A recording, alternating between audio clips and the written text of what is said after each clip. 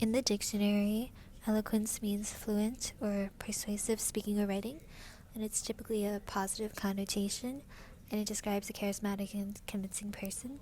However, in Thoreau's definition of eloquence, it's described in a negative connotation that implies flowery language of a speaker. Additionally, so our position is that we agree with what Thoreau said because in literature, for example, people always tend to appreciate pieces just because they sound a certain way rather than the deeper meaning. And then, like in government, a person who speaks well can be elected for a more important role when they don't have anything to say. And vice versa. For example, someone who has a lot to say but doesn't speak eloquently enough, they may be ignored. Additionally, systems can fail because people do not understand and choose a different system just because it sounds better. So, eloquence can mask people's ignorance, and people do like and trust that mask. February 26, 2020, Donald Trump used eloquent language at a press briefing to convince people that COVID will not affect America. We think it's somewhat reliable. It seems to have gotten quite a bit smaller. But we're very, very ready for this, for anything, whether it be pretty soon at only 5 people, and we could be at just 1 or 2 people over the next short period of time. Trump eloquently revealed that the situation was under control, America was very prepared for a pandemic, and there were little to no cases. However, this eloquent language was later proven to be false because things did not get better. In March of 2020, America shut down and went into quarantine. But later on, more than 386,000 Americans died from the virus in just 1 year into the pandemic. So many Americans were very hopeful that the virus would just disappear, and they also witnessed as other countries started to suffer from the virus. While there was no problem with trying to ease panic and calm people down, Trump still should have brought a warning that urged Americans to be more careful of their health. Betsy DeVos was the Secretary of Education from 2017 to 2021, appointed by then-President Donald Trump. Speaking on the Federal Commission on School Safety, she said, "We're actually studying school safety and how we can ensure our students are safe at school."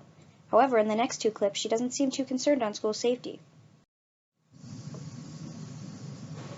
Will your commission look at the role of firearms as it relates to gun violence in our schools? That is not part of the commission's charge, per se. I see. Do you think that guns have any place in or around schools? I think that's best left to locales and states to decide. The underlying question is... You can't say definitively today that guns shouldn't be in schools? Well, I will refer back to Senator Enzi, and he was talking about in Wapiti, Wyoming. I think probably there, I would imagine that there's probably a gun in the school to protect from potential grizzlies. In her commencement speech, she said, "Public service isn't self-service, it's about serving others. For me, it is in the moral obligation to expand education opportunities for each and every child." However, in March of 2019, DeVos defended her proposal of a $7 billion deduction in education program spendings. Special education was also largely affected in this plan in that she wanted to cut $18 million from its funding. She suggested cutting the amount of teachers as well, saying that students may be better served by being in larger classes. All of this, and despite the fact that she has never taught at or attended a public school, nor have her children. How can DeVos say she wants to expand educational opportunities for children, yet cannot advocate for their protection or for their funding? Clearly, her thoughtful public promises hold no truth. Minister Creflo Dollar is a prosperity preacher, meaning that he follows a prosperity gospel, which is a theology that promises wealth and health to those who tithe 10% of their income to the church. Minister Creflo asked for a $60 million luxury plane to help spread the gospel. Relating the situation to Thoreau's quote of eloquence, Minister Creflo is eloquent but is dishonest. Buying a $60 million luxury plane is unnecessary for spreading the gospel, and the theology that Creflo preaches is not accurate because it is nearly impossible to guarantee health and affluence by donating 10% of your income. Therefore, I believe Thoreau's statement is correct.